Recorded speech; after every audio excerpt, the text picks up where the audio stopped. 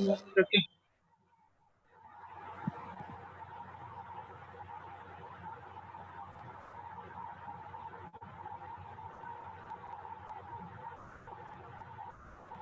चलो बेटा, जहां तक कल मैं बात कर रहा था प्रिमिटिव डेटा टाइप के बारे में, और आपसे कह रहा था अगर उनमें हम टाइप ऑफ वैल्यू की बात करते हैं, देख प्रिमिटिव डेटा टाइप की, तो वो तो उनके नाम से ही हम समझ जाते हैं कि इंट में किस टाइप की वैल्यू जाएगी, लॉन्ग में क्या जाएगा, फ्लोट में क्या जाएगा, डबल में क्या जाएगा। बट इनका जो साइज होता है वो वेरी करता है लैंग्वेज टू लैंग्वेज, और वही चीज मैं अब आपको आज अच्छे से पढ़ाने जा रहा हूं।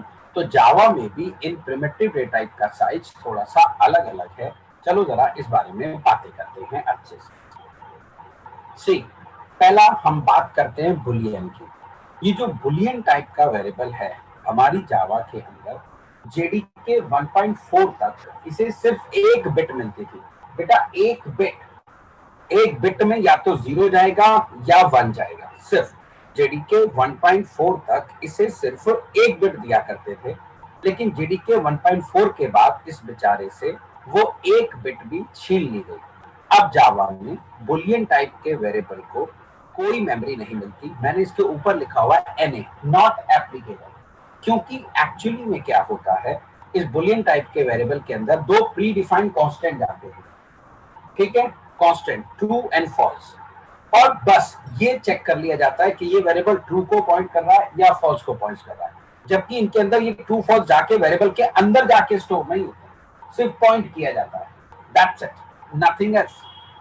ठीक है, जैसे अगर मैं एक एग्जांपल दूं बेटा, सी लैंग्वेज में आप जब लिंक लिस्ट बनाते हैं तो लिंक लिस्ट का टर्मिनेशन पॉइंट चेक करते हैं जब तक कि पीटीआर में नल ना आ जाए।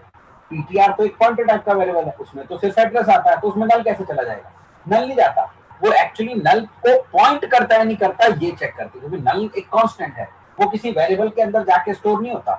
ऐसी ट्रू एंड फॉल्स है, इन्हें भी लॉजिकल ऑपरेटर से कंपेयर कर लेते हैं कि इनका जो वेरिएबल है वो ट्रू को पॉइंट कर रहा है या वो फॉल्स को पॉइंट कर रहा है।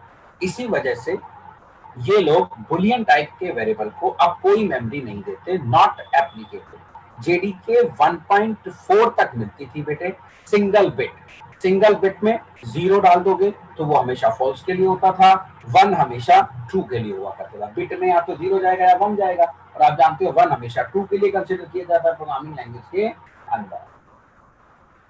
ठीक है जनाब, आती है हमारी बात समझ में सबको अच्छे से। नाउ अब आते हैं इंटीजर की तरफ। बाइट टाइप का वेरिएबल 1 बाइट लेगा जावा में, शॉर्ट टाइप का वेरिएबल 2 बाइट लेगा, इन टाइप का 4 बाइट लेगा, और लॉन्ग टाइप का 8 बाइट लेता है। कैरेक्टर 2 बाइट लेता है, फ्लोट 4 बाइट लेता है, और डबल लेता है 1 बाइट। ठीक है साहब, और ये सब का जो साइज है, जितने भी ये प्रिमिटिव डेटा टाइप्स हैं, ये वेरी करता है लैंग्वेज टू लैंग्वेज। ये वेरी करता है लैंग्वेज टू लैंग्वेज। आ गई मेरी बात समझ में सबको अच्छे से? ठीक है जनाब, चलिए अब एक कदम आगे बढ़ जाते हैं। अब देखो, इनमें से जितने भी डेटा टाइप हैं, जैसा मैंने आप बच्चों को पढ़ाया कि इनका साइज बेटा वेरी कर सकता है language to language, but in primitive data types के अंदर एक डेटा टाइप ऐसा होता है बच्चों जिसका साइज कभी भी वेरी नहीं करता लैंग्वेज टू लैंग्वेज, वो सारी लैंग्वेज में हमेशा सेम रहता था। बट जावा ने उसे चेंज कर दिया। अब उसे चेंज किया तो क्यों किया, फिर तो इसके पीछे प्रॉपर कहानी बनती है बहुत अच्छी वाली। आ गई मेरी बात समझ में सबको अच्छे से? और वो है कैर, कैरेक्टर टाइप का वेरिएबल। जावा से पहले बेटे आप कोई भी प्रोग्रामिंग लैंग्वेज उठा लो, उनमें सब की सब प्रोग्रामिंग लैंग्वेज कैरेक्टर टाइप के वेरिएबल को 1 बाइट देती थी, और 1 बाइट के अंदर एक कैरेक्टर सक्सेसफुली होल्ड कर लिया जाता था। 1 बाइट के अंदर एक कैरेक्टर सक्सेसफुली होल्ड कर लिया जाता था। ठीक साहब, लेकिन जावा ऐसी पहली लैंग्वेज बनी जिसने एक कैरेक्टर को होल्ड करने के लिए 2 बाइट रिजर्व कर। ऐसा क्यों? जब एक कैरेक्टर 1 बाइट में सक्सेसफुली आ जाता है तो 2 बाइट रिजर्व करने की क्या जरूरत है? क्या जावा मेमोरी वेस्ट कर रहा है, या जावा हमें कोई नया फीचर देना चाहता है? ऑब्वियसली मेमोरी तो वेस्ट नहीं करेगा जावा, कोई नया फीचर ही दे रहा होगा बेटे 2 बाइट रिजर्व करके, क्योंकि एक कैरेक्टर तो 1 बाइट में सक्सेसफुली आ ही जाता है। तो चलिए अगर ये कोई 2 कर रहा है तो इसके पीछे की कहानी समझेंगे, क्यों 2 बाइट रिजर्व करता है और इससे हमें क्या एक्स्ट्रा फीचर मिल जाता है हमारी जावा के अंदर। तो ये है पहला चेंज जो जावा ने डेटा टाइप में किया प्रिमिटिव में।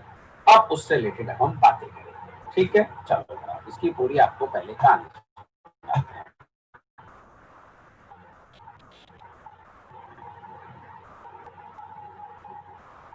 सी। इस कहानी को सुनाने के लिए हम आपसे एक छोटा सा क्वेश्चन पूछेंगे, थोड़ा सा टफ है, थोड़ा सा टिपिकल है, सोच समझ के जरा अच्छे से हमें इसका आंसर दे, ठीक है।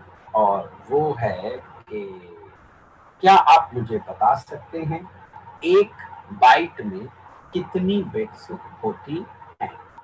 1 बाइट में बेटा कितनी बिट्स बताइए जरा। हाँ जी साहब बोलिए बोलिए। कितनी 10?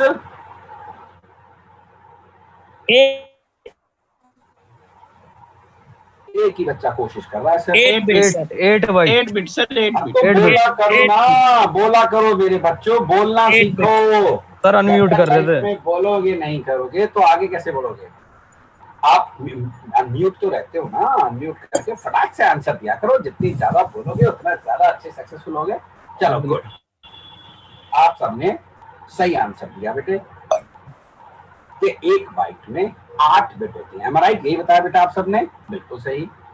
अब आपने कहा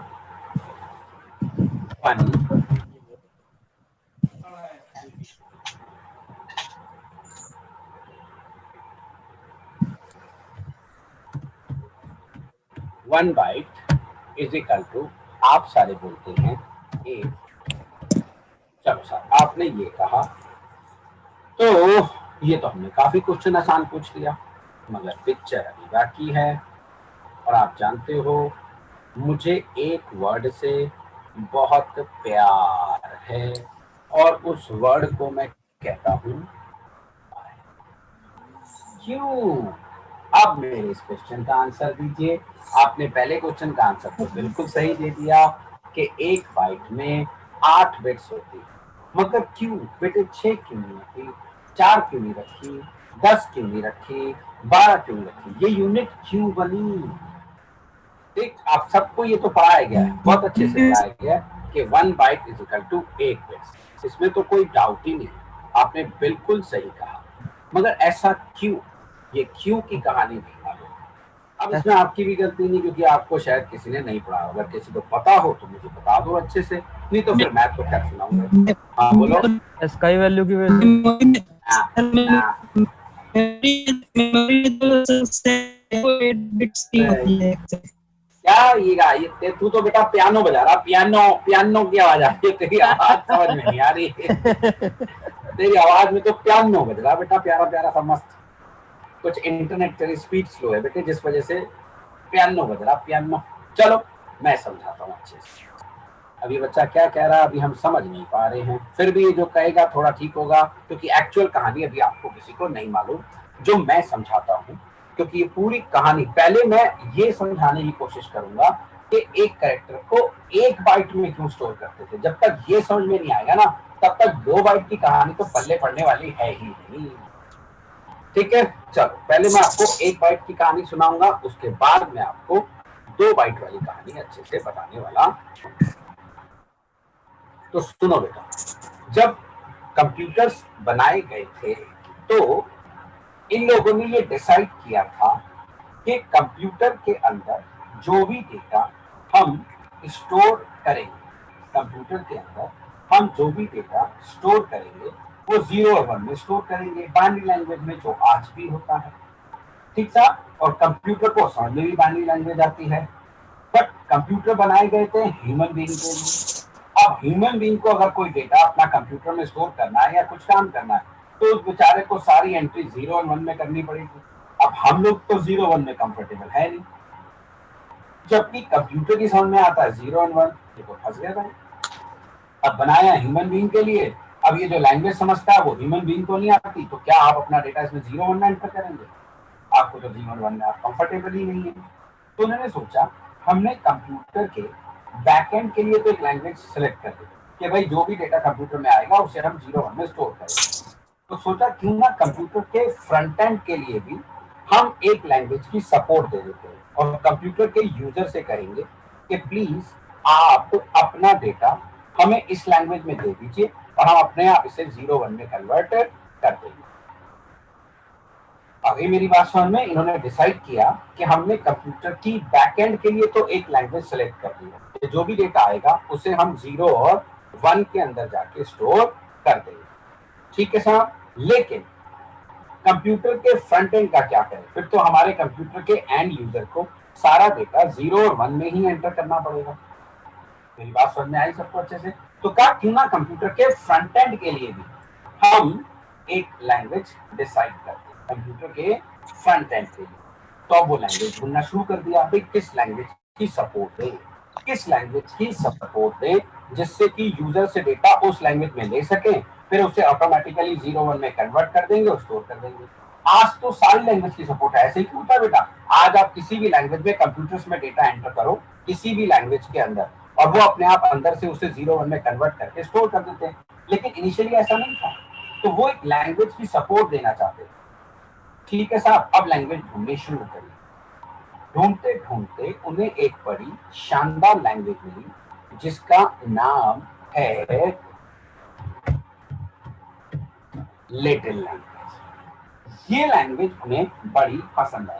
कहा हम कंप्यूटर के यूजर से कहेंगे प्लीज आप हमें अपना सारा डेटा इस लैटिन लैंग्वेज को यूज करके दीजिए, अंदर से हम इसे 0 1 में कन्वर्ट करके स्टोर करेंगे और जब आप अपना डेटा वापस मांगोगे एंड वाइस वर्सा हम इसे आपकी लैंग्वेज में कन्वर्ट करके वापस करेंगे। क्योंकि हम प्रोग्रामर्स को 0 1 या हम कंप्यूटर के यूजर्स को 0 1 लैंग्वेज कंफर्टेबल नहीं है, वो हमारी समझ में आती है। तो इसलिए उन्होंने डिसाइड किया था कि कंप्यूटर के फ्रंट एंड के लिए एक लैंग्वेज डिसाइड करें। तो उन्हें एक लैंग्वेज पसंद आई लेकिन, कहा इसकी सपोर्ट करें और यूजर से कहेंगे कि आप लैटिन लैंग्वेज को यूज करके अपना डेटा दीजिए। अब लैंग्वेज क्या होती है? Language is nothing, it is just a set of character. Her language में कैरेक्टर्स होते हैं बेटे, तो हम वो कहते हैं कि भाई आप लैटिन लैंग्वेज के कैरेक्टर्स को यूज करके अपना डेटा दे दीजिए, हम इसे 0 1 में कन्वर्ट करके स्टोर कर देंगे and vice versa. Now this particular Latin language has got 256 characters. आप सब लोगों को ये फिगर मालूम है, सारे कंप्यूटर प्रोफेशनल को फिगर मालूम है 255 256, लेकिन ये किसी को नहीं मालूम होती ये फिगर आई कहां से। ठीक, तो ये आई लैटिन लैंग्वेज से आई बेटा जी। लैटिन लैंग्वेज में 256 कैरेक्टर होते हैं। ठीक, अभी सुनते जाना अच्छे से कहानी। तो लैटिन लैंग्वेज हैज 256 कैरेक्टर। अब क्वेश्चन ये भी आता है कि इन लोगों ने लैटिन लैंग्वेज को क्यों चूज किया, इन लोगों ने लैटिन लैंग्वेज को ही क्यों प्रेफर किया। ठीक है, अब इस बारे में भी हम थोड़ी सी बातें करने की कोशिश करते हैं, सुनो जरा ध्यान से। मेन रीजन था कि जो लैटिन लैंग्वेज है ना बेटे, इसके अंदर से इन्होंने लैटिन लैंग्वेज के अंदर से इन्होंने 26 कैरेक्टर को बाहर निकाल के बनाए अल्फाबेट, और एक अल्फाबेट से बनती है इंग्लिश। अभी बात समझ में? इसका मतलब क्या हुआ, ये Latin language is the mummy of English, क्योंकि इंग्लिश बनती है इन 26 अल्फाबेट से। और ये 26 अल्फाबेट निकल के कहां से आए हैं? ये 256 में से 26 निकाले गए हैं। और इंग्लिश ही नहीं बनती, यूरोप की 7 लैंग्वेज बनती हैं इस इंग्लिश के कैरेक्टर से। फ्रेंच, जर्मन, लेटर यही रहते हैं, सिर्फ वर्ड अलग अलग होते हैं बेटा। और वर्ड की कॉमन लैंग्वेज भी कौन सी है? इंग्लिश, क्योंकि वर्ड की सबसे आसान लैंग्वेज है, इजी टू लर्न है।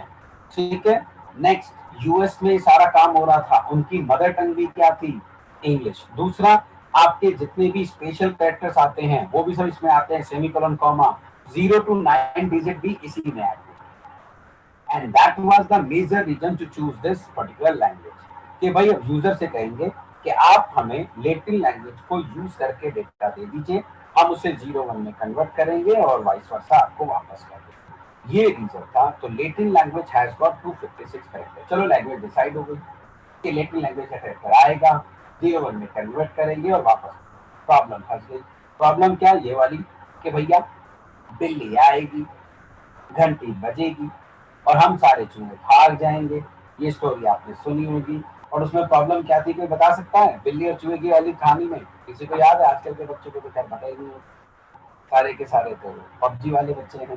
चलो, हमारे जमाने में कहानी चलती थी कि भाई बिल्ली आएगी, घंटी बजेगी, चूहों के सरदार ने कहा चूहे बिल्ली खाती है, तो अगर हमें उसके गले में घंटी बांध दी जाए तो बिल्ली आ जाएगी और हमें घंटी सुनाई देगी और हम सारे भाग जाएंगे। समस्या थी बिल्ली के गले में घंटी बांधेगा कौन?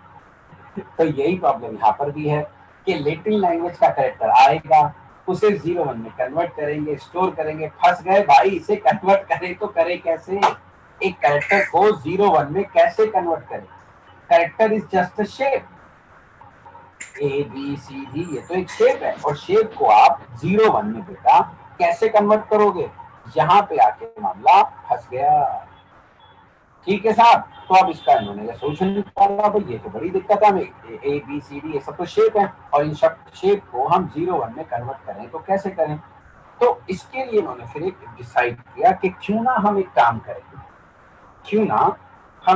करें, हम लैटिन लैंग्वेज के हर कैरेक्टर को एक यूनिक बाइनरी नंबर देते हैं।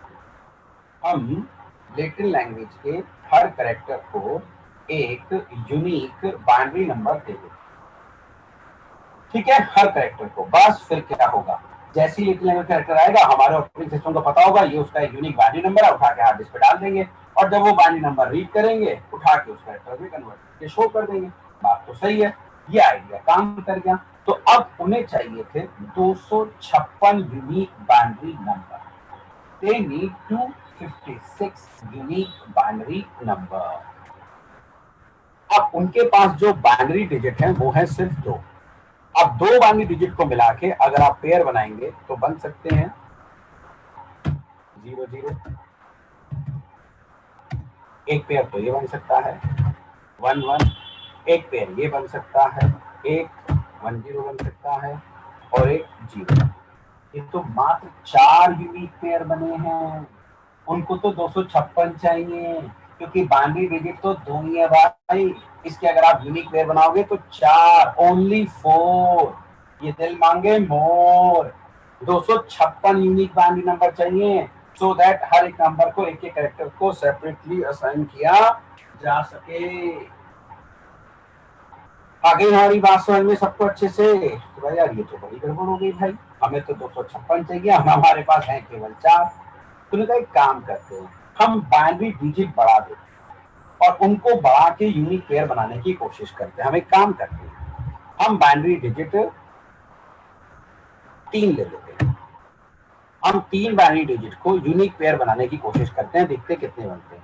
तो जब उन्होंने 3 बाइनरी डिजिट को लेके यूनिक पेयर बनाने की कोशिश करी तो क्योंकि बेस तो 2 है तो मैथमेटिकली आता है वो बने 2 की पावर 3। और अगर आप इसे कैलकुलेट करोगे तो कितना आ जाता है?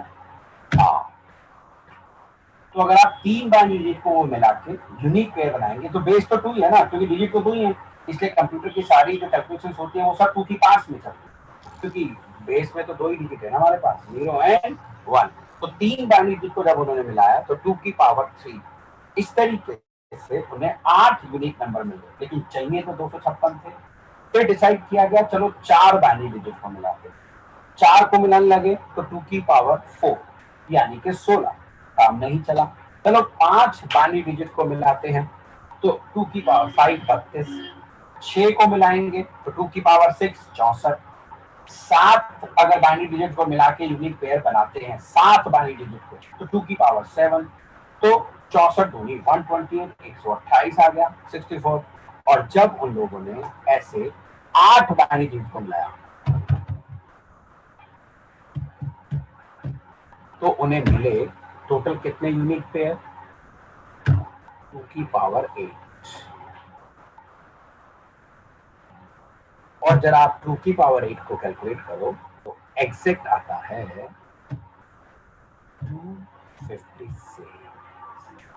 अब आ गई बात समझ में। तो जब उन्होंने 8 बाइनरी डिजिट को मिलाया 8 बाइनरी डिजिट को, तो उन्हें एग्जैक्ट 256 यूनिक बाइनरी नंबर मिल गए। उन्होंने एक एक नंबर सबको असाइन कर दिया सारे को।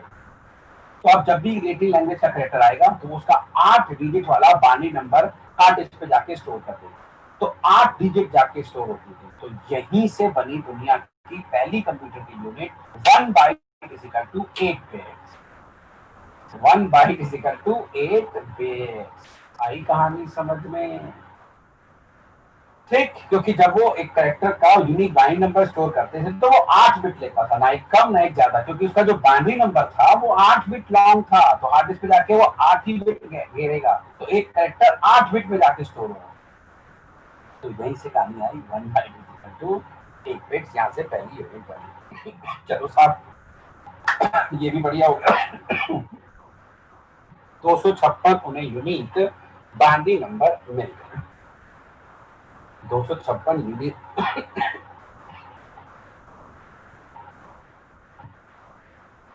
यूनिक पानी पिया तो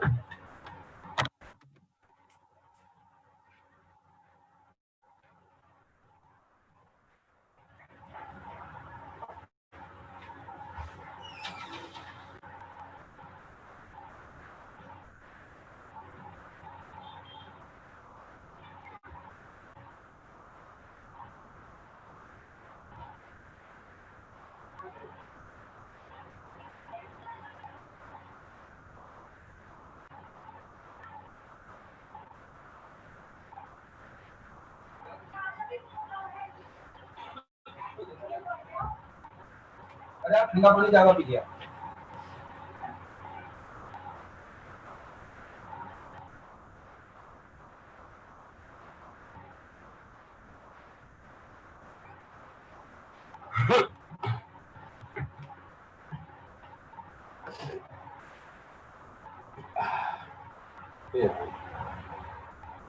चलो मेरे बच्चों, सो ये कहानी हुई।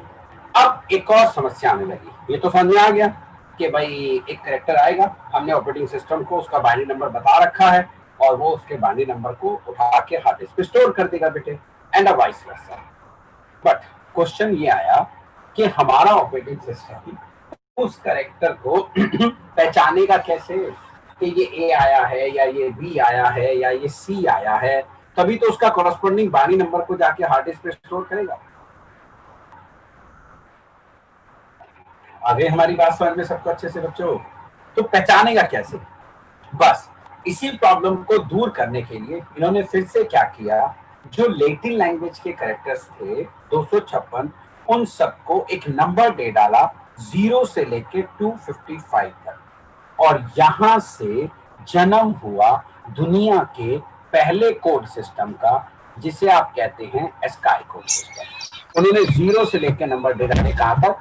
255 तक, और यहां से जन्म हुआ दुनिया के पहले कोड सिस्टम का ASCII, American standard code for information interchange. Last के 2 वर्ड बड़े काम के हैं, इंफॉर्मेशन इंटरचेंज, इंफॉर्मेशन को आपस में इंटरचेंज करना बेटा। तो यहां से बना दुनिया का पहला कोड सिस्टम। तो होता क्या है, अब जब लैटिन लैंग्वेज के कैरेक्टर को वो कीबोर्ड से प्रेस करते थे तो अंदर से उसकी एस्काई वैल्यू जाती थी, और ऑपरेटिंग सिस्टम उस एस्काई वैल्यू को 0-1 में कन्वर्ट करके स्टोर कर देता था। सिंपल। ठीक है साहब, आगे हमारी बात समझ में? तो इसीलिए कि भाई कौन सा कैरेक्टर आया है उसे रिकॉग्नाइज करने के लिए, क्योंकि कैरेक्टर एक शेप है, शेप को कैसे रिकॉग्नाइज करे भाई, बड़ा मुश्किल था। इसलिए उन्होंने फिर से लैटिन लैंग्वेज के हर कैरेक्टर को एक नंबर दे दिया स्टार्टिंग फ्रॉम 0, और यहां से बना था दुनिया का पहला कोड सिस्टम। अब बन गया। अब जब भी प्रोग्रामिंग लैंग्वेजेस बनती थी, ठीक है साहब, ठीक, अब एक और चलो इसमें छोटी सी बात बताते हैं आपको। जब जैसे ही कंप्यूटर वर्ल्ड वाइड पॉपुलर हुआ तो डिमांड आने लगी, क्योंकि वर्ल्ड की सारी कंट्रीज में तो इंग्लिश नहीं बोली जाती भाई, लैटिन लैंग्वेज सबको तो आती नहीं। चाइनीज कहने लगे भाई हमारे कैरेक्टर भी स्टोर करो, जैपनीज कहने लगे हमारे कैरेक्टर भी स्टोर करो, यूरोप के लोग कहने लगे हमारी लैंग्वेज से कैरेक्टर भी स्टोर करो। तो फिर इन लोगों ने क्या किया, डिफरेंट कंट्री की डिफरेंट लैंग्वेजेस को रिप्रेजेंट करने के लिए अलग अलग कोड सिस्टम बनाए। जैसे लैटिन लैंग्वेज के लिए बनाया एस्काई कोड सिस्टम, चाइनीज के लिए बनाया बिग 5, जापानीज के लिए बनाया KOI, यूरोप की 7 लैंग्वेज के लिए बनाया ISO 8859।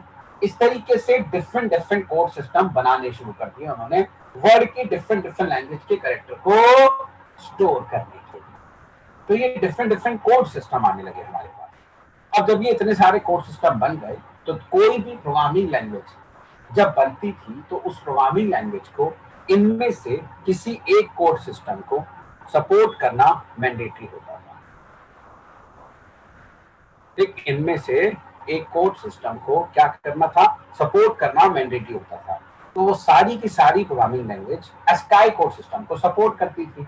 अगर वो एस्काई को सपोर्ट करेंगी तो एस्काई कोड सिस्टम में तो एक कैरेक्टर 1 बाइट में जाता था, इसलिए उनकी मजबूरी हुआ करती थी कि वो एक कैरेक्टर को होल्ड करने के लिए 1 बाइट रिजर्व करते थे, because they were supporting a ASCII code system and ASCII code system uses 1 byte to store a single character.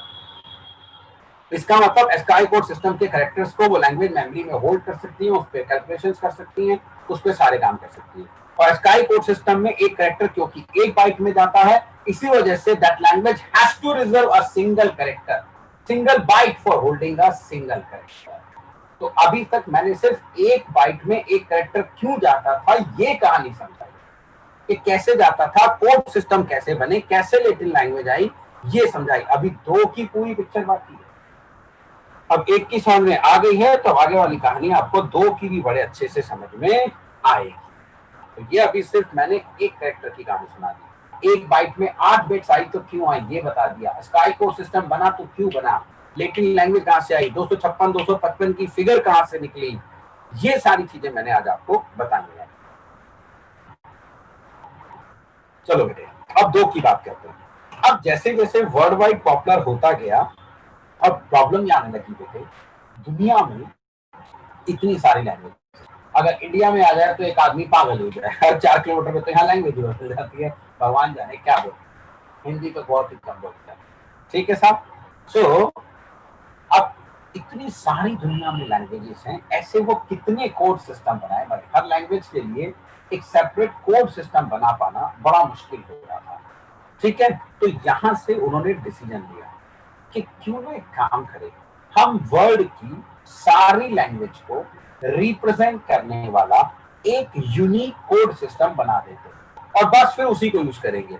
सबका अलग अलग बनाना तो बेवकूफी होगी, क्यों ना सबको रिप्रेजेंट करने वाला एक यूनिक कोड सिस्टम तैयार कर देते और फिर उसी को यूज करेंगे। उसके अंदर तो दुनिया की सारी लैंग्वेज के कैरेक्टर आ ही जाएंगे। ऐसा डिसाइड किया अभी कि भाई ऐसा करते हैं, इससे हमें हर लैंग्वेज के लिए अलग अलग कोड सिस्टम बनाने की जरूरत नहीं होगी, क्योंकि एक कोड सिस्टम से दुनिया की सारी लैंग्वेज रिप्रेजेंट हो जाएंगी।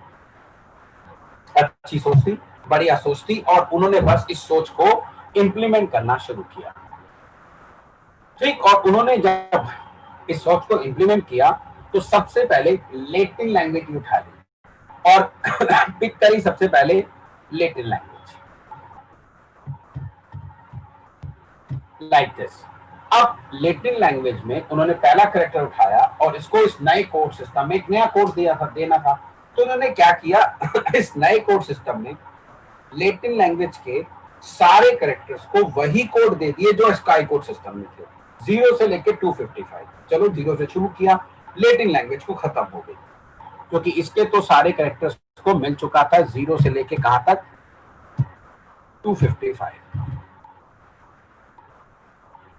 ठीक है बेटा जी। अब मान लिया उन्होंने अगली लैंग्वेज उठाई, जापान की, जापानीज उठा ली, लेट अस सपोज। अब वो क्या करेंगे, जापानीज को उनका जो पहला कैरेक्टर होगा उसे देंगे 256, फिर एंड जितने भी उसमें कैरेक्टर होंगे टिल एंड तक जाएंगे। अब जैसे ही उन्होंने 255 से बड़ी वैल्यू को 01 में डिवाइड करके कंप्यूटर में स्टोर करने की कोशिश करी तो वो 8 बिट से बड़ा नंबर आ गया, क्योंकि 0 से लेके 255 जो था वो 8 बिट तक बड़ी आसानी से स्टोर हो जाया करता था, कोई दिक्कत नहीं थी। ठीक है, सबको उन्होंने कोड सिस्टम दे दिया था 0 से 255, और वो आता था उसे 8 बिट डिवाइड करते थे, 8 बिट में जाके स्टोर करते थे। लेकिन जब उन्होंने जापानीज का या किसी भी लैंग्वेज का अगला कैरेक्टर उठाया 256 257, और उसे भी वो सेव तो कर रहे थे 01 में ही, और उसे 1 बाइट में स्टोर करने की कोशिश कर रहे थे, लेकिन उससे जो नंबर जो आया बाइनरी नंबर वो 8 बिट से बड़ा आया।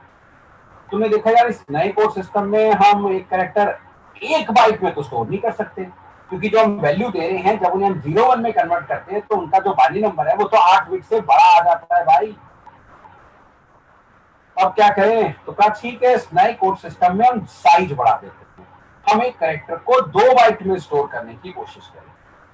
1 बाइट की जगह इस नए कोड सिस्टम में 2 बाइट में स्टोर करेंगे। 2 बाइट का मतलब हो गया 16 बिट। कितनी बिट हो गई? 16 बिट। और 16 बिट को अगर हम कैलकुलेट करेंगे तो सबसे बड़ा नंबर कितना आएगा? जैसे हमने 2 की पावर 8 में कैलकुलेट किया था 256, कि 8 बिट को मिला के सबसे बड़ा नंबर कौन सा आया था? 256। कोई दिक्कत वाली बात नहीं थी। ऐसे ही हमारे पास आएगा 2 की पावर 16। 8 बिट 16 बिट है ना, जब हम ऐसे ऐसे करके 1 1 1 1 1 1 करके ऐसे 16 बिट का एक नंबर बनाएंगे तो टोटल कितने नंबर बन सकते हैं? क्योंकि 16 बिट है ना, तो कितने नंबर बनेंगे टोटल? 2 की पावर 16। और अगर हम इसको सॉल्व करते हैं तो हमारे पास वैल्यू आती है 65,536। यानी कि ये वो आखिरी नंबर है जो 16 बिट में स्टोर किया जा सकता है। इससे बड़े नंबर को अगर आप कन्वर्ट करोगे तो फिर वो उसका जो बाइनरी नंबर आएगा वो भी 16 बिट से बड़ा आ जाएगा मैथमेटिकली हिसाब से, ठीक। और 0 से लोगे तो 0 से लोगे तो फिर 255 तक चला जाएगा। तो मैंने 65,536 था, इसलिए मैंने 35 लिखा, क्योंकि कंसीडर तो ये 0 से किया जाता है। तो ये वो आखिरी नंबर है जो 16 बिट में आसानी से स्टोर किया जा सकता है। चलो भाई, उन्होंने कहा भैया ठीक है, हमारे पास 65,535 कैरेक्टर तक तो हम स्टोर कर सकते हैं 2 बाइट में, कोई दिक्कत ही नहीं, बढ़ जाओ। लैंग्वेज उठाते गए, सबको एक एक वैल्यू देते रहे, कब तक? जब तक कि 65,535 नहीं आ गया। आखिरकार इन्होंने 65,535 नंबर भी किसी लैंग्वेज के कैरेक्टर को दे दिया, बट अफसोस लैंग्वेज बच गई। लैंग्वेज बच गई। अब अगर वो 65,536 37 38 उनको देते हैं और फिर से बाइनरी में कन्वर्ट करते हैं तो वो 16 बिट से भी बढ़ा जाएगा। यानी कि इस नए कोड सिस्टम में फिर से साइज बढ़ाओ, साइज बढ़ता है 2 की पावर्स में, यानी कि अब 4 बाइट में स्टोर करो। तो अगर वो 4 बाइट में स्टोर करते हैं तो इससे मेमोरी बहुत वेस्ट होती है, और अगर वो बाइट का साइज नहीं बढ़ाते तो अभी कैरेक्टर कुछ रह जाती है, लैंग्वेज सारी की सारी नहीं आ पाएंगी। यार ये तो बड़ी समस्या हो गई भाई। साइज बढ़ाएंगे तो मेमोरी बहुत वेस्ट होती है, साइज नहीं बढ़ाएंगे तो अभी भी कुछ ऐसी लैंग्वेज वर्ड की रह जाएंगी जिनके कैरेक्टर को इस नए कोड सिस्टम में हम सपोर्ट नहीं कर पाए। तो इसका उन्होंने एक सोल्यूशन निकाला।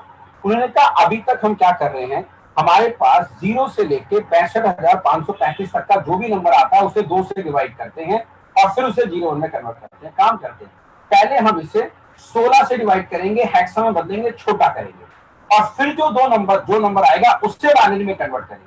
तो जब हम इसे 16 से डिवाइड करेंगे तो 65,535 से बड़ा नंबर कभी आ ही नहीं सकता है।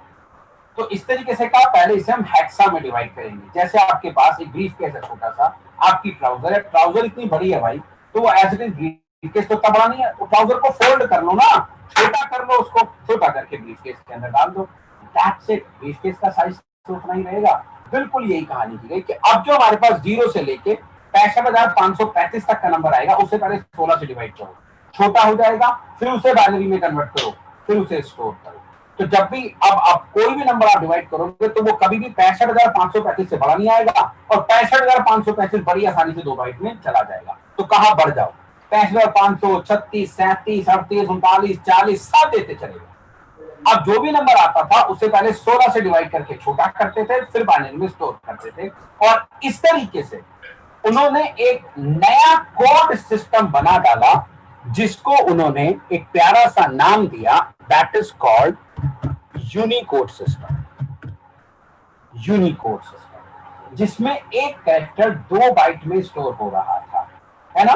बस जब जावा प्रोग्रामिंग लैंग्वेज डेवलप हुई थी बेटे, तब तक यूनिकोड सिस्टम मार्केट में आ चुका था, and every language has to support one code system. So Java has supported a Unicode system, और Unicode system में एक कैरेक्टर 2 बाइट में जाता है। So Java has to reserve 2 bytes for holding a single character. इसीलिए जावा sky code system support नहीं करता है, जावा यूनिकोड सिस्टम सपोर्ट करता है। इसका मतलब ये हुआ कि अगर मैं जावा के अंदर एक कैरेक्टर टाइप का वेरिएबल डिफाइन कर दूं तो उसमें सिंगल कोट्स के अंदर दुनिया की किसी भी लैंग्वेज के कैरेक्टर को होल्ड किया जा सकता है, उस पर मैनिपुलेशन किया जा सकता है। जबकि अगर ये स्काई कोड सिस्टम होता तो उसके कैरेक्टर टाइप के वेरिएबल में केवल लैटिन लैंग्वेज का ही कोई कैरेक्टर आ सकता था और नहीं आ सकता था। अब यूनिकोड सिस्टम में तो दुनिया की सारी लैंग्वेज के कैरेक्टर आ जाते हैं, तो फिर तो आप जावा के कैरेक्टर टाइप के वेरिएबल में दुनिया की किसी भी लैंग्वेज के कैरेक्टर को होल्ड कर सकते हैं, उस पर मैनिपुलेशन कर सकते हैं, कैलकुलेशन कर सकते हैं, because Java supports Unicode system. अब आई कहानी समझ में, और इसी से जावा ने हमें अपना एक खूबसूरत कॉन्सेप्ट दिया, इंटरनेशनलाइज। आप जावा की एप्लीकेशन को इंटरनेशनलाइज कर सकते हैं। जैसे आप मान लिया टीसीएस ने बनाया हॉस्पिटल मैनेजमेंट सिस्टम, अभी उसके सारे मेन्यू शेन्यू सब कुछ आ रहे हैं इंग्लिश में, उसे यूएस में सेल किया, सही है।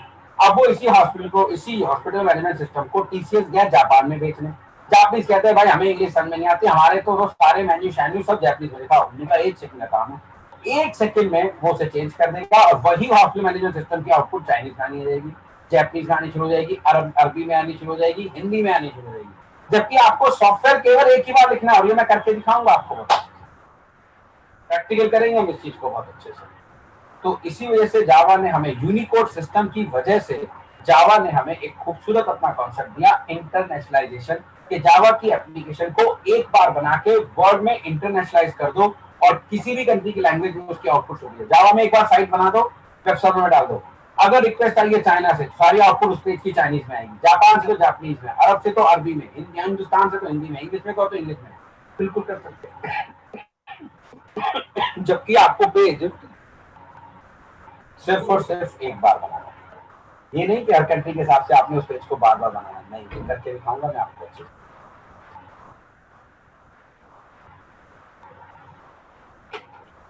तो अब आपको समझ में आएगा पहला चेंज। तो इसमें आपको काफी सारी चीजें सीखने को मिली कि 1 बाइट में 8 बिट्स की होती है, ये कोड सिस्टम कैसे बने थे, ये यूनिकोड सिस्टम कैसे आया, ये सारी कहानी अब आपको समझ में आ गई। अब चलते हैं डेटा टाइप से रिलेटेड दूसरे चेंज के अंदर जो जावा ने किया। लिखो बेटे, इन जावा, रूल लिखो एक प्यारा सा, in Java all the numeric data types are signed.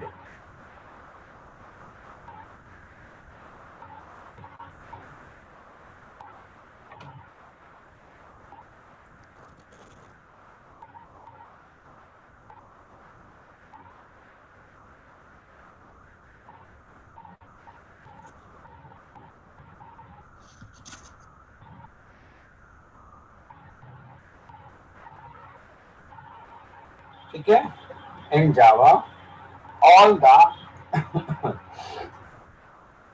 Numeric data types are signed. Java में सारे के सारे numeric data type by default signed होते हैं। ठीक, क्योंकि सारे साइंड होते हैं इसलिए जावा में हमारे पास साइंड और अनसाइंड नाम का कोई कीवर्ड ही नहीं होता। तो चलिए, अगर आप लोगों ने थोड़ी सी भी सी लैंग्वेज पढ़ी होगी तो मुझे उम्मीद है आपके टीचर ने आपको जरूर ये दो कीवर्ड बताए होंगे, एक साइंड और एक अनसाइंड। हम सी लैंग्वेज में हम लोगों को दो कीवर्ड दिए जाते हैं।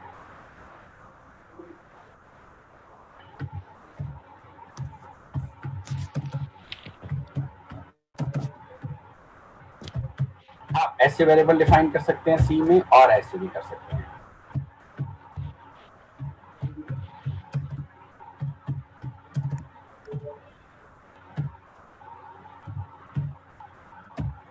Like this, signed भी और unsigned। ठीक, क्या आप में से कोई बच्चा मुझे ये बता सकता है बेटे कि अगर वेरिएबल साइन डिफाइन करें तो क्या होता है और अगर वेरिएबल अनसाइन डिफाइन करें तो क्या होता है? अगर कोई बताना चाहे, आप में से किसी को मालूम हो सी में आपने ऐसे वेरिएबल अगर डिफाइन करे होंगे तो आपको जरूर पढ़ा होगा, अगर आपके टीचर ने पढ़ाया है, नहीं पढ़ाया तो फिर आप बच्चों को शायद नहीं मालूम। चलो फिर मैं ही बताता हूँ, मैं ही लिखवा देता हूँ। लिखो बेटे, एक रूल लिखो प्यारा सा। If you define any variable as a sign,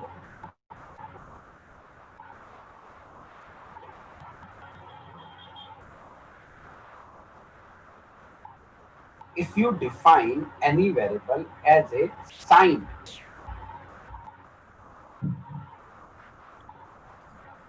then that means that variable can hold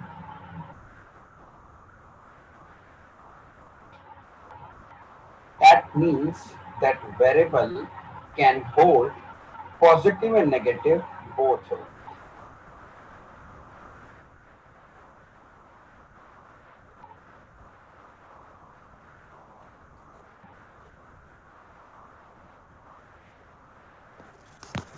That means that variable can hold positive and negative both ways.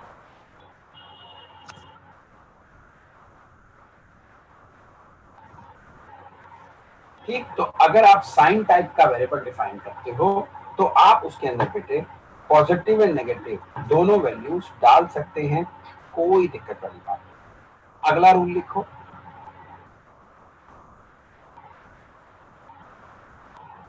if you define any variable as a unsigned,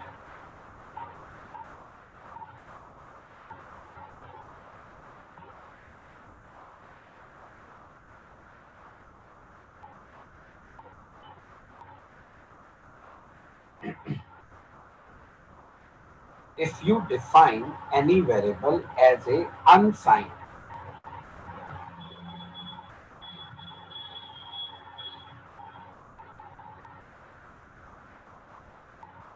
that means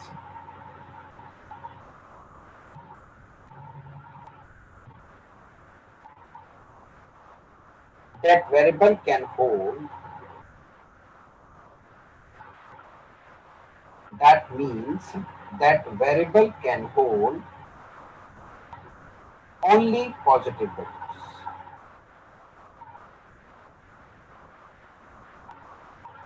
ठीक, तो अगर वो sign type का है तो उसमें negative and positive दोनों value जा सकती हैं, और अगर वो अनसाइन टाइप का वेरिएबल है तो उसके अंदर केवल और केवल पॉजिटिव वैल्यू जाएगी। और उसी के हिसाब से हम डिसाइड भी करते थे उसमें मिनिमम वैल्यू कितनी जा सकती है और उसमें मैक्सिमम वैल्यू कितनी जा सकती है। आ गई मेरी बात समझ में सबको अच्छे से? ठीक, बट अब जावा में तो बेटे ये दोनों कीवर्ड ही नहीं है, क्योंकि जावा में तो बाय डिफॉल्ट सारे साइंड ही हैं, तो फिर ये कीवर्ड बनाने की जरूरत है। अब मैं आपको बताता हूं कि जावा में अगर आपने कोई वेरिएबल स्टोर किया न्यूमेरिक डेटा टाइप वाला, तो उसकी वैल्यू कैसे जाके मेमोरी में स्टोर हो, क्योंकि जावा में सारे साइंड होते हैं, तो फिर तो उसमें पॉजिटिव भी जाएगी और नेगेटिव भी जाएगी। चलो देखें जरा।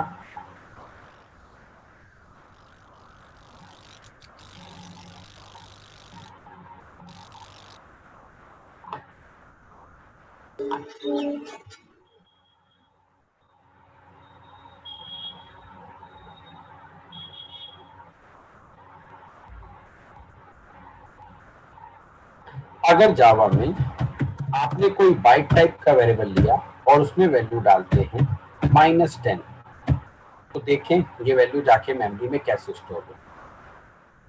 ठीक है, और अभी मैंने आपको लिखवाया कि जावा में अगर आप बाइट टाइप का वेरिएबल डिफाइन करोगे तो वो मेमोरी में 1 बाइट रिजर्व होता है। ठीक है, और मैंने अभी अभी ये साबित करा कि 1 बाइट में कितनी बिट्स होती हैं? 8। यानी कि जब भी आप कोई बाइट टाइप का वेरिएबल डिफाइन करोगे तो उसकी वैल्यू और प्लस उसका साइन जाके 8 बिट में स्टोर होगा। 1 2 3 4 5 6 7 और 8। ठीक, तो अगर आपने जावा में कोई बाइट टाइप का वेरिएबल डिफाइन किया और उसमें जो भी वैल्यू डालोगे वो इन 8 बिट में जाके स्टोर होगी, तो यानी कि जो एक्चुअल वैल्यू है वो भी इसी में जाएगी और साइन भी। अब याद रखो, जितने भी हमारे साइंड डेटा टाइप होते हैं, जब भी आप कोई वेरिएबल साइन टाइप का डिफाइन करोगे, जब भी आप कोई वेरिएबल, तो वो हमेशा अपनी पहली बिट रिजर्व करता है, वो हमेशा अपनी पहली बिट रिजर्व कर देता है for holding a sign. All the signed variable reserves a first bit for holding a sign. ठीक, अगर वैल्यू नेगेटिव होती है तो उसमें 1 जाता है, और अगर उसमें पॉजिटिव वैल्यू होती है तो उसमें 0 जाता है. तो पहली बिट में या तो 0 जाएगा या फिर 1, क्योंकि कंप्यूटर में तो हर चीज 0 और 1 में ही जाएगी. तो वैल्यू अगर नेगेटिव है तो वो पहली बिट में 1 डालेगा, और वैल्यू अगर पॉजिटिव है तो पहली बिट में 0. इसे हम मोस्ट सिग्निफिकेंट बिट भी कहते हैं, या इसे हम पैरिटी बिट भी बोलते हैं. ठीक साहब, तो अब पहली वाली बिट में तो साइन चला गया 0 और 1 के फॉर्म में, रह गई 7 बिट, यानी कि जो 10 है ये 7 बिट में जाके स्टोर होने वाला है. तो इन रिमेनिंग 7 बिट में अब हम बड़ी से बड़ी कितनी वैल्यू डाल सकते हैं और छोटी से छोटी वैल्यू कितनी डाल सकते हैं, इसका एक बड़ा खूबसूरत सा हमें फॉर्मूला दिया गया है. चलिए उस फॉर्मूले के बारे में आपको बात करते हैं.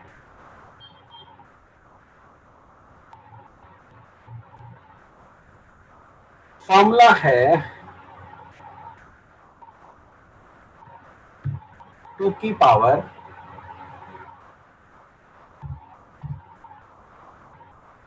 n-1 माइनस 2 की पावर n-1 से लेके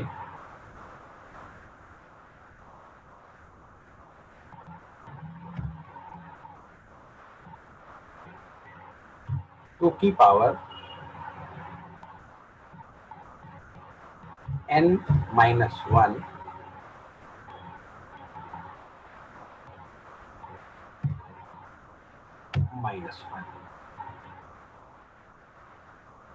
ये फॉर्मूला है. ठीक है बाबा, 2 की पावर माइनस 2 की पावर n-1 से लेके 2 की power n-1 minus n-1 last में, जहां पर आता है n is equal to total number of bits. तो टोटल नंबर ऑफ बिट्स अभी फिलहाल कितने हमारे पास 8 है, तो उस फॉर्मूले में डाल लीजिए. तो फॉर्मूला कुछ ऐसा बना, माइनस 2 की पावर 8. अब पता है यहाँ पे हम एक कम क्यों कर रहे हैं, क्योंकि एक बिट ऑलरेडी रिजर्व हो चुकी है, बट हम राइट साइड पे भी एक एक्स्ट्रा -1 कर रहे हैं. वो इसलिए कर रहे हैं क्योंकि 0 भी स्टोर करना होता है. 0 ना तो नेगेटिव होता है ना ही पॉजिटिव होता है, और इन्होंने 0 को राइट साइड पे स्टोर किया, इस वजह से इन्हें एक वैल्यू कम करनी पड़ गई, क्योंकि 0 is neither negative nor positive, but 0 has to be solve store, इसका भी स्टोर होना जरूरी था. तो अब इस फॉर्मूले में डाल लेते हैं हम अच्छे से, इक्वल 2 की पावर -8 -1 -1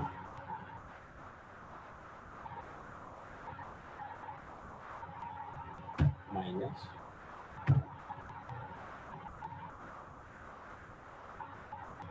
2 की पावर 7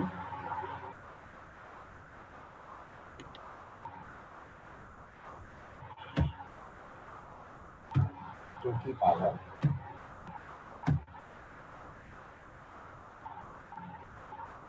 यहाँ पे भी 7 और एक एक्स्ट्रा माइनस. ठीक है जनाब, एंड देन उसको सॉल्व करेंगे तो -1 to 8 आएगा, जबकि इसे सॉल्व करेंगे तो इक्वल साइन 1 to 8 -1 आएगा, और सॉल्व करें तो इसे फिर -1 to 8 इक्वल टू 1 to 7. इसका मतलब अगर आप जावा में बाइट टाइप का वेरिएबल डिफाइन कर देते हैं, अगर आप जावा में बाइट टाइप का कोई वेरिएबल डिफाइन करेंगे तो उसमें बड़ी से बड़ी वैल्यू 1 to 7 जा सकती है 127, और छोटी से छोटी वैल्यू जा सकती है -1 to 8, -1 to 8 जा सकती है. अगर आप 1 to 9 डालेंगे तो ओवरफ्लो आने का खतरा, अंडरफ्लो जाने का खतरा है, और 127 से बड़ी वैल्यू डालोगे तो वो ओवरफ्लो हो जाएगी. तो आप इस तरीके से, आपको सबका साइज तो मालूम है, फॉर्मूले में डालो और यूज करना शुरू कर दो. बड़ी आसानी से बड़ी छोटी छोटी वैल्यू निकाली जा सकती।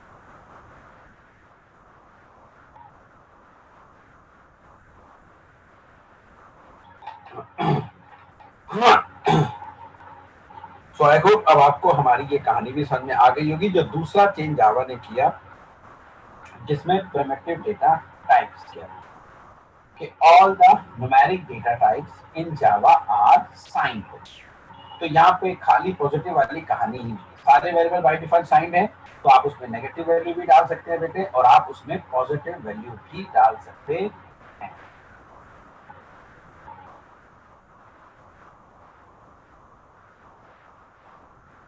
ठीक है जनाब। चलो जनाब अब एक कदम थोड़ा सा आगे बढ़ जाते हैं। अगला चीज जो जावा ने डेटा टाइप, ठीक, अब ये सब प्रिमिटिव की कहानी सुना रहा हूँ बेटा आपको सारी, जो जावा ने चेंजेस किए हैं अच्छे से। ये सब रूल्स एंड रेगुलेशन हम आगे बहुत अच्छे से यूज करने वाले, बहुत अच्छे से यूज करेंगे। ठीक, चलो जरा लिखो अगला रूल।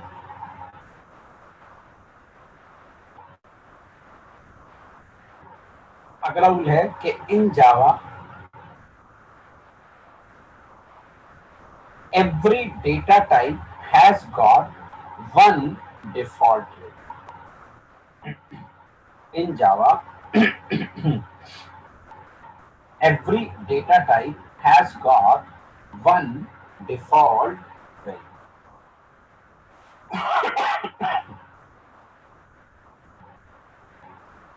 जावा के अंदर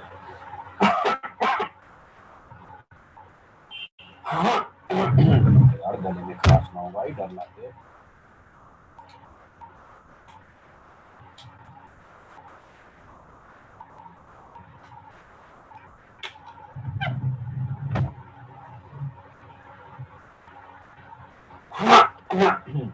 चलो सर देखो, मैंने रूल लिखवाया इन जावा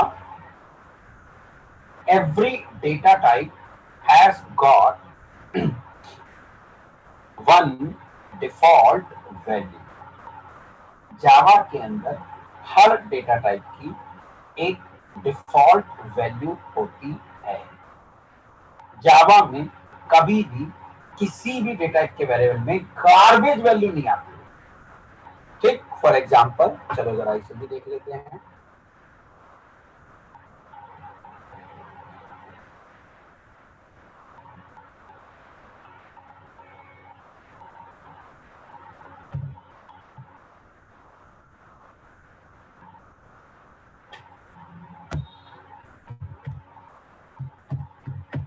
सेव कर लेते हैं, आगे काम आ जाएगा। चलो जावा में मैंने जैसा आपसे कहा हर डेटा टाइप की डिफॉल्ट वैल्यू होती है। चलो उस बारे में देखें, मैं लिखने जा रहा हूं जावा के सारे डेटा टाइप्स की डिफॉल्ट वैल्यू।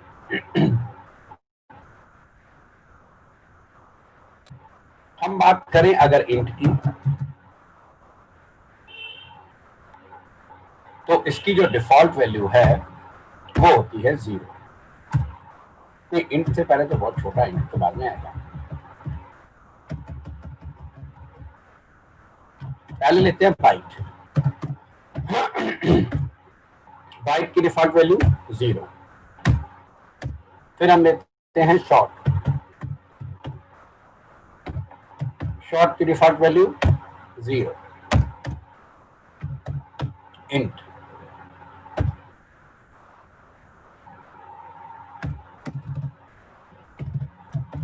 इंट की डिफॉल्ट वैल्यू 0।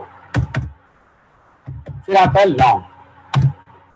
लॉन्ग की जो डिफॉल्ट वैल्यू होती है वो होती है 0 और उसके सफिक्स में हम लगाते हैं एल। स्मॉल भी लगा सकते हैं, कैपिटल भी लगा सकते हैं, 0 एल। अब हम इसके सफिक्स में ये एल क्यों लगाते हैं, अभी हम ये भी काम सुनाएंगे। तो जावा के अंदर अगर आपने कहीं बाइट टाइप का वेरिएबल डिफाइन कर दिया या इन टाइप का, जैसे अगर सी की बात करूं, अगर आप सी में इन टेक्स्ट करते हैं तो ऐसे करते हैं तो इसमें गार्बेज वैल्यू आ जाती है। आप इसे प्रिंट कराओगे तो एक ऊटपटांग कैरेक्टर प्रिंट कर देगा। बट जावा में जैसे ही वेरिएबल पैदा होगा ये उसमें डिफॉल्ट वैल्यू 0 डाल देगा। यही मैंने लिखा in Java every data type has got one default value. Java में हर डेटा टाइप की एक डिफॉल्ट वैल्यू होती है। ठीक,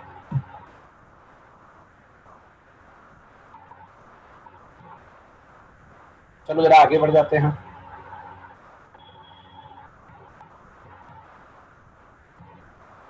बात करते हैं फ्लोट की। फ्लोट की अगर हम डिफॉल्ट वैल्यू की बात करें तो 0.0 इसके भी सफिक्स में हम एफ लगाते हैं। क्यों लगाते हैं पढ़ेंगे। बात करते हैं डबल की। डीओ डबल की जो डिफॉल्ट वैल्यू है वो होती है 0.0। आप चाहो तो इसके सफिक्स में डी लगा सकते हो, अदरवाइज ये ऑप्शनल है, आपकी मर्जी है।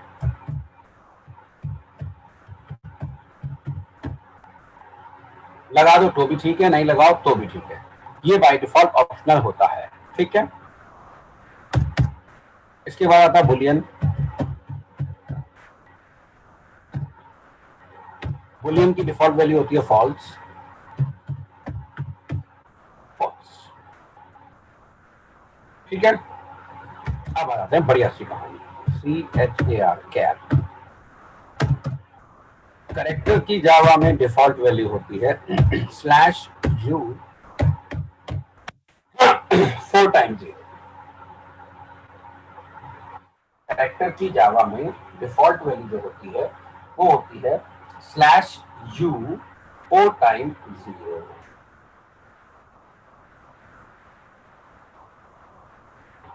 ठीक है जनाब। अब ये /u 4 टाइम्स 0 है क्या? चलो इस पे भी अच्छे से डिस्कशन करते हैं और आपको बढ़िया सी चीज यहाँ पर दिखती है। क्या आप सब लोगों ने सी लैंग्वेज पढ़ी है? पढ़ी है, पूछने वाली कोई बात नहीं। क्या आप में से कोई मुझे बता सकता है सी लैंग्वेज के अंदर जब आप एक कैरेक्टर टाइप का एरे बनाते हो तो उसका टर्मिनेशन पॉइंट कैसे चेक करते हो? ये एरे खत्म हो गया, किसी को मालूम हो? किसी को नहीं मालूम है? छोटी सी बात, नल होता है में भी। हाँ बेटा, नल से नल रहता है लास्ट। नल क्या चीज बेटे? सर लास्ट कैरेक्टर नल रहता है ना सर उसका। नल क्या बेटे? नल कैरेक्टर क्या बेटे? उस कैरेक्टर की कोई पहचान तो होगी। नल सर 0। शाबाश, बोलो गुड बेटा। चलो मैं बताता हूँ। \0 क्या होता है? वो \0 जिसे हम नल कैरेक्टर कहते हैं। बिल्कुल सही। सी सपोर्ट करता है बेटे एस्काई कोड सिस्टम को, और एस्काई कोड सिस्टम में नल कैरेक्टर को रिप्रेजेंट किया जाता है \0 से। ऐसे ही जावा सपोर्ट करता है यूनिकोड सिस्टम को, और जावा के अंदर यूनिकोड सिस्टम में जो नल कैरेक्टर है वो रिप्रेजेंट किया जाता है वाया /u 4 टाइम्स 0। तो इसलिए जावा में यूनिकोड सिस्टम की सबसे छोटी वैल्यू ये होती है और सबसे बड़ी वैल्यू होती है /u 4 times f। 4 times f ये यूनिकोड सिस्टम की सबसे बड़ी वैल्यू होती है और ये यूनिकोड सिस्टम की सबसे छोटी वैल्यू। और पता है f हेक्सा में किसको कहते हैं? 16 को। तो इसका मतलब 16 मल्टीप्लाई 16 और इसे कैलकुलेट करोगे तो वही फिगर आती है 65,536। और इससे बड़ी वैल्यू तो स्टोर ही नहीं हो सकती। ठीक है, इससे बड़ी वैल्यू तो स्टोर ही नहीं हो सकती। तो ये यूनिकोड सिस्टम की सबसे छोटी वैल्यू होती है और ये यूनिकोड सिस्टम की सबसे बड़ी वैल्यू। अब ये यूनिकोड निकलता कैसे, जरा ये भी समझाता हूँ। जैसा मैंने कहा कैपिटल ए आया, उसकी स्काई वैल्यू आई, यूनिकोड वैल्यू भी उसकी स्काई वैल्यू भी, उस दोनों सेम होते 65। मान लिया आया 65। अब इसे यूनिकोड में बदलना है। इस 65 को किसमें बदलना? यूनिकोड में। तो क्या करेंगे? इसे डिवाइड करेंगे किससे? 16 से। 16 से 16 4 जा 64,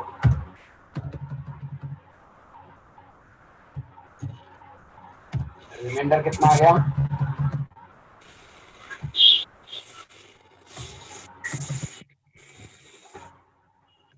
ठीक है, तो अब ये जो 65 आया, इसकी जो यूनिकोड वैल्यू बैठी वो क्या बैठी?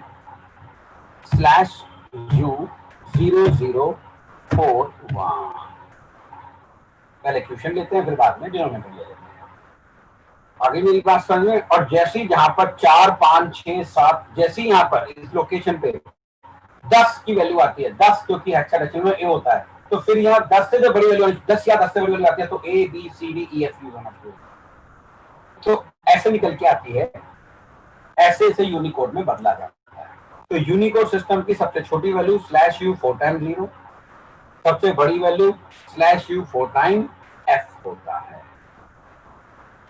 अब आई कहानी समझ में? तो मैं सबकी डिफॉल्ट वैल्यूज आपको बताने की कोशिश कर रहा हूं। अभी ये बताना बाकी है, सफिक्स में एल क्यों लगाते हैं, सफिक्स में एफ क्यों लगाते हैं, और सफिक्स में डी क्यों लगाते हैं, वो ऑप्शनल क्यों है, ये क्यों है।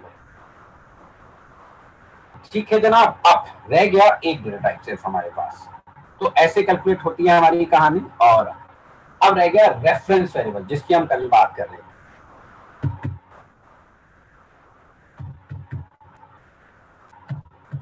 रेफरेंस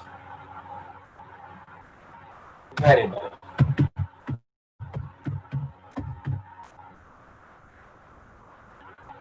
और इसकी जो डिफॉल्ट वैल्यू होती है वो होती है हमारी नल। जावा में कैपिटल नल का कोई काम नहीं। जैसे कि अगर हमारे पास कोई टेम्प नाम की क्लास है और हम लिख देते हैं टेम्प टी, और इस टी को प्रिंट कराएंगे तो ये नल प्रिंट कर देगा, क्योंकि रेफरेंस वेरिएबल है और इसकी डिफॉल्ट वैल्यू होती है नल।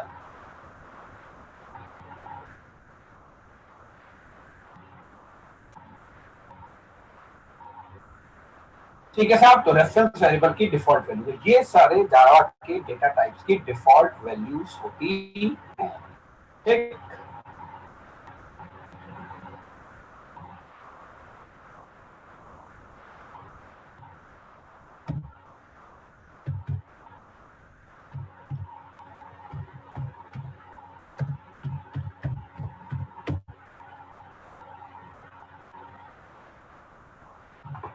ठीक, चलो अब इसमें आगे बढ़ते हैं। अब मैंने आपको बहुत अच्छे से सिखाया था कि in Java every statement we have to write within a class. इसका मतलब जावा में हम सारे वेरिएबल्स भी कहाँ डिफाइन करेंगे? सिर्फ और सिर्फ क्लास के अंदर डिफाइन करेंगे। तो क्लास के बाहर कोई वेरिएबल का कॉन्सेप्ट जावा में नहीं होता, इसलिए जावा में कोई भी ग्लोबल वेरिएबल नामक कॉन्सेप्ट, जबकि आप C++ में आउटसाइड द क्लास जाके एक वेरिएबल को डिफाइन कर सकते हैं।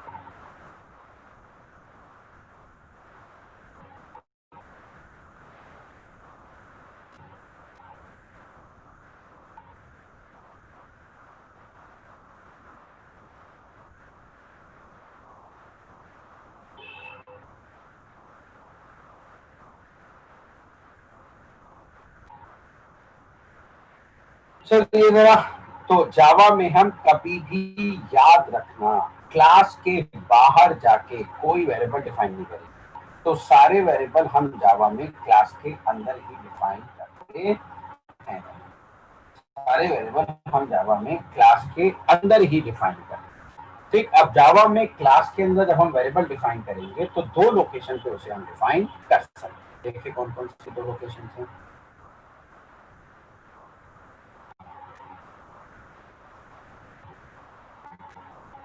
हमने बनाई एक क्लास empty10,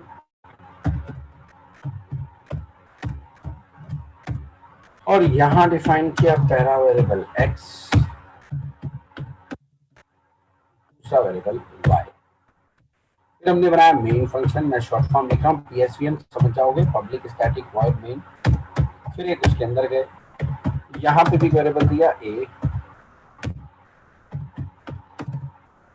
b,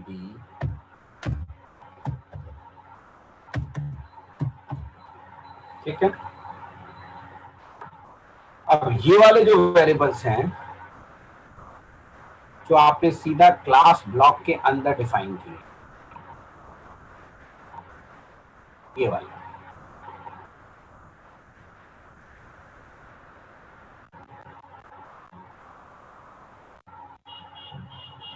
इन्हें हम कहते हैं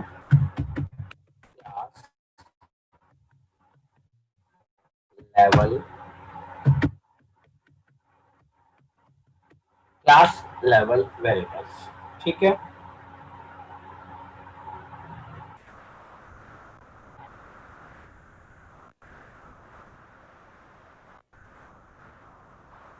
और जब आप किसी फंक्शन के अंदर कोई वेरिएबल डिफाइन करते हैं,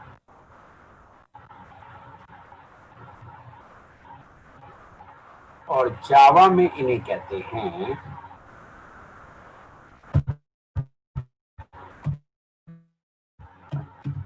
लोकल वेरिएबल।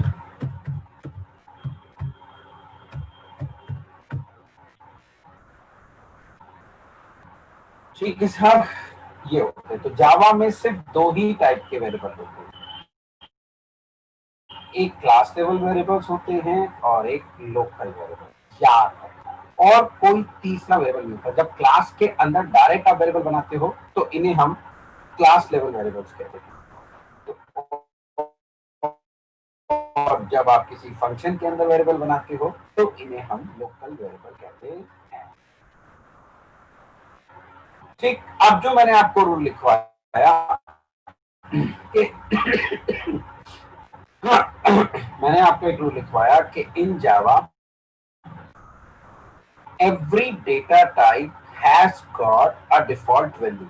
इस रूल के पास जाइए और इसके सामने एक लाइन और ऐड ऑन कीजिए, इसके सामने एक लाइन और जोड़ लीजिए।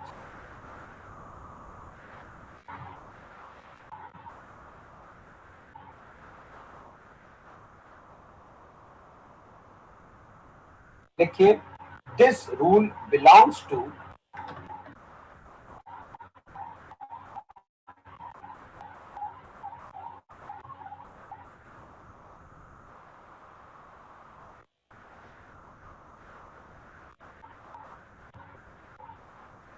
this rule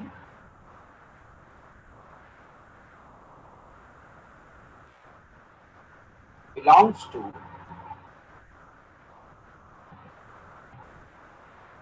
only class level variable। Sir repeat करना एक बार। This rule belongs to only class level variables। बेटा, जो हमने अभी आपको रूल लिखवाया कि in Java every data type has got one default value. Java में हर डेटा टाइप की डिफॉल्ट वैल्यू है, जो मैंने अभी लिख के दिखाई। बट ये जो रूल है केवल और केवल बिलोंग करता है, किसको बिलोंग करता है? आपके क्लास लेवल वेरिएबल को। जब आप क्लास लेवल पे वेरिएबल डिफाइन करते हैं तो जैसे ये पैदा होते हैं ये अपनी डिफॉल्ट वैल्यू होल्ड कर लेते हैं। जैसे ही ये पैदा होते हैं ये अपनी डिफॉल्ट वैल्यू को होल्ड कर लेते हैं, जबकि लोकल वेरिएबल के साथ ये रूल बिलोंग नहीं करता है। लोकल वेरिएबल पे ये रूल बिलोंग बिल्कुल भी नहीं करता। लोकल वेरिएबल्स का बिल्कुल ही रूल अलग है, जो मैं अब आपको लिखवाने जा रहा हूं। लिखो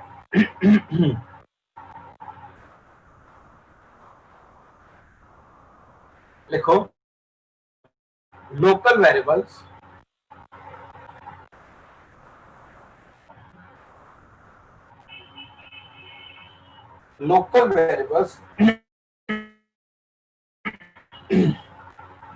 must be initialized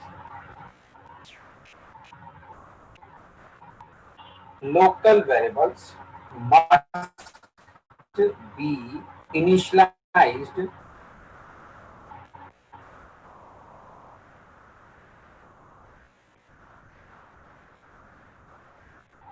before the first use। Local variables must be initialized before the first use।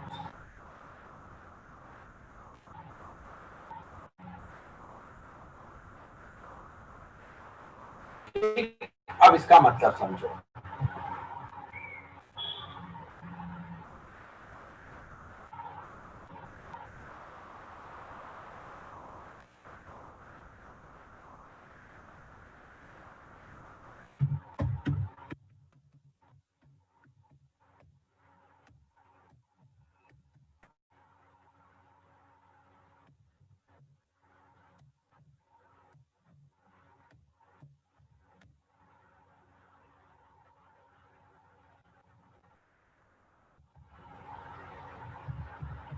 ये देखो, अगर आप कोई लोकल वेरिएबल डिफाइन करते हो, एक तरीका तो ये है जहां आप इसे डिफाइन कर रहे हो वहीं इसमें वैल्यू डाल दो। ये सबसे बेस्ट तरीका है लोकल वेरिएबल का, जहां आप इसे डिफाइन कर रहे हो वहीं इसको इनिशियलाइज कर दो, इसमें डाल दो।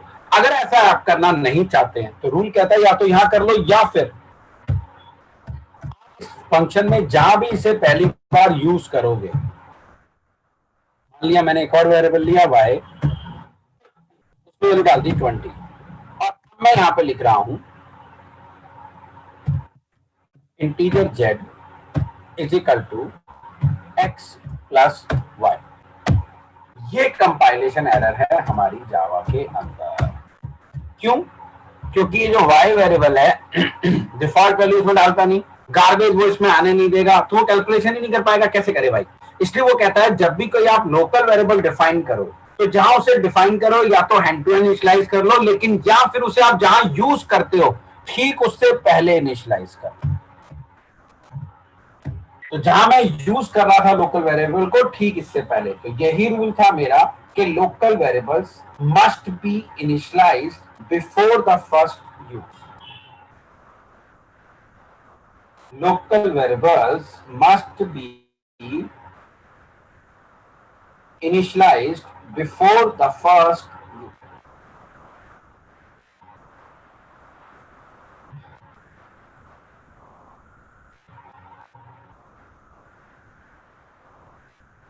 ठीक है, तो अब आपको ये कहानी समझ में आ गई लोकल वेरिएबल की भी, क्लास लेवल की। अब ये बताना है कि सफिक्स में एल क्यू लगाया जाता है, सफिक्स में एफ क्यू लगाया जाता है। इसके लिए मैं फिर से एक छोटा सा जावा का उप्स का टॉपिक यूज कर रहा हूँ, पॉलीमॉर्फिज्म। मैं एक ही नाम के एक क्लास में बहुत सारे फंक्शन बना रहा हूँ और इसके थ्रू आपको समझाने की कोशिश करूंगा कि सफिक्स के अंदर ये एल क्यू लगाते हैं थोड़ा। ठीक है, चलो देखें जरा ये कहानी।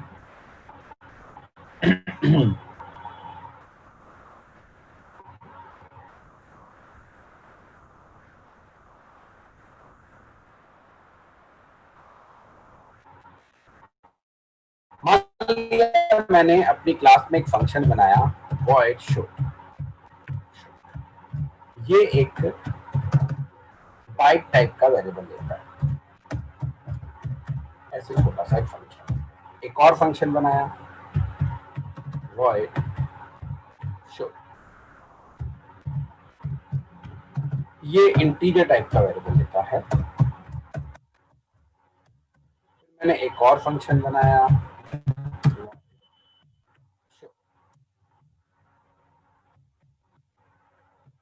इसमें लॉन्ग टाइप का वेरिएबल। ऐसे 3 फंक्शन है और ये पॉलीमॉर्फिज्म के हिसाब से ओरिजिनल बन जाएंगे। अब मैंने एक काम किया, मैंने ऊपर लिया बाइट टाइप का वेरिएबल, शो फंक्शन को कॉल किया और बेटे उसके अंदर मैंने बी पास कर दिया।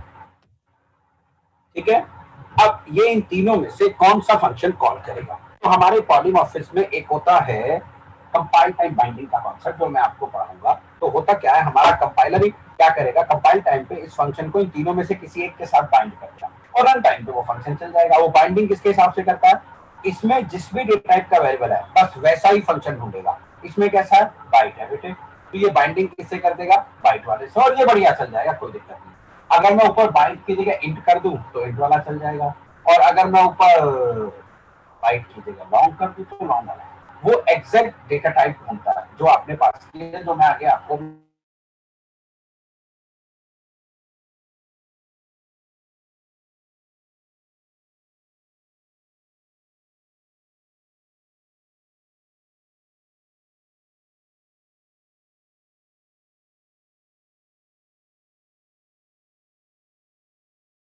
समस्या है, क्योंकि जो 10 है ये किसी डेटा टाइप को बिलोंग नहीं करता। अब क्योंकि ये लिटरल है, ये कांस्टेंट है, अब कंपाइलर की खूब निकल गई, भाई इन तीनों में से किसके साथ बाइंडिंग करें। 10 तो बाइट में भी जा सकता है, 10 तो इंट में भी जा सकता है, 10 तो लॉन्ग में भी जा सकता है, तीनों में जा सकता है। तो इसे तो एक जैसे 3 फंक्शन मिल गए, और यहाँ पे जो पुरानी ऑब्जेक्ट ओरिएंटेड प्रोग्रामिंग लैंग्वेजेस हैं वो एरर फेंक दिया गया, वो यहाँ पर एरर फेंक दी थी कंपाइल टाइप। उसकी समझ में नहीं आ रहा तीनों में से किससे बाइंडिंग करे, क्योंकि ये 10 किसी भी डेटा टाइप को बिलोंग नहीं करता था, ये लिटरल होता है, ये कांस्टेंट होता है, it does not belong to any data. तो जावा बनाने वाले थोड़े से लकी लोग थे। क्यों? क्योंकि जावा से पहले ऊप्स को आनन फानन में फटाफट सबसे पहले C++ में इंप्लीमेंट किया गया था, और जब भी कोई चीज पहली बार इंप्लीमेंट की जाती है तो कहीं ना कहीं कमियां आ ही जाती है। और जावा को इत्तेफाक से ये सारी कमियां मालूम थी जावा बनाने वालों को, कि ऊप्स को जब C++ में इंप्लीमेंट किया गया था तो कहाँ कहाँ प्रॉब्लम्स आती थी, कहाँ कहाँ ड्रॉबैक्स आते थे। तो जावा वाले बनाने वालों ने उसे चुन चुन के बाहर निकाला, जावा बनाने वालों ने उसे चुन चुन के बाहर निकाला है। आ गई हमारी बात समझ में? तो जावा ने अब इस प्रॉब्लम का सॉल्यूशन कैसे किया? तो जावा से पहले जो प्रोग्रामिंग लैंग्वेजेस थी उनमें ये प्रॉब्लम आ जाया था। ठीक, जब आप इसमें आप लिटरल पास कर देते थे तो उसकी समझ में नहीं आता था तीनों में से किससे बाइंडिंग। तो जावा ने इस लिटरल को गोद ले लिया, इसे अनाथ नहीं रहने दिया। अब ये अनाथ था, ये किसी डेटा टाइप को बिलोंग नहीं करता था, तो जावा ने इसे गोद लेके इसका डिफॉल्ट पापा बना दिया, और जावा में सारे इंटीजर लिटरल्स को बिलोंग करा दिया इंट को। तो जावा में आप कहीं भी 10, 20, 30, 40 कुछ भी लिखते हैं, इट बिलोंग्स टू इंट, ये इंट डेटा टाइप को बिलोंग करता है। अब ये जावा में ऐसा नहीं है कि ये किसी भी टाइप को बिलोंग ना करता हो, this constant belong to int. ठीक, इसलिए जावा का एक गोल्डन रूल लिखिए, ये आगे बहुत काम आने वाला है हमारा, और इसके ऊपर मैं अभी एक इंटरव्यू क्वेश्चन भी आपसे बड़ा अच्छा सा डिस्कस करने वाला हूं। तो पहले लिखिए इन जावा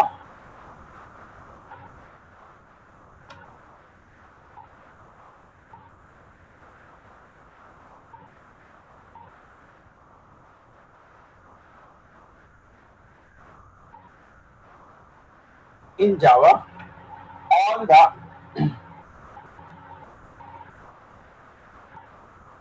in Java all the integer literals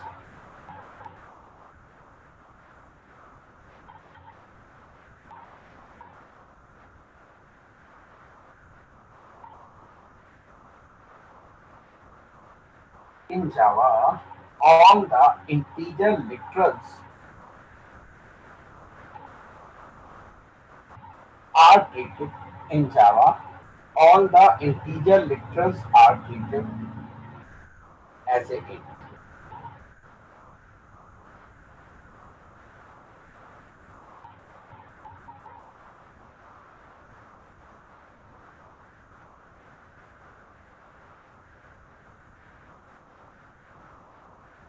In Java, all the integer literals are treated as a int.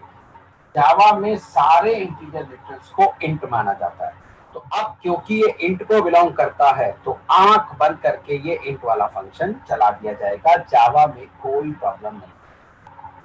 ठीक है, लेकिन अब हुआ क्या, हमने इस शो फंक्शन को कुछ ऐसे कॉल किया शो, और इसके अंदर एक लिटरल पास कर दिया,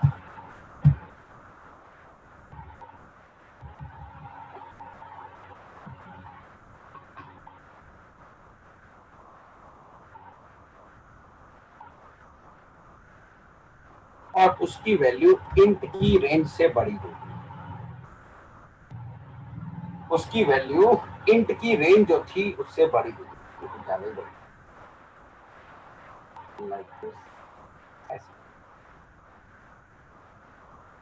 अब हुआ क्या, क्योंकि है तो ये इंटीजर लिटरल तो जाएगा तो ये इंट के अंदर ही, बट इंट की जो रेंज है ये उससे बड़ी वैल्यू है, तो then value will be lost, value lost होगी।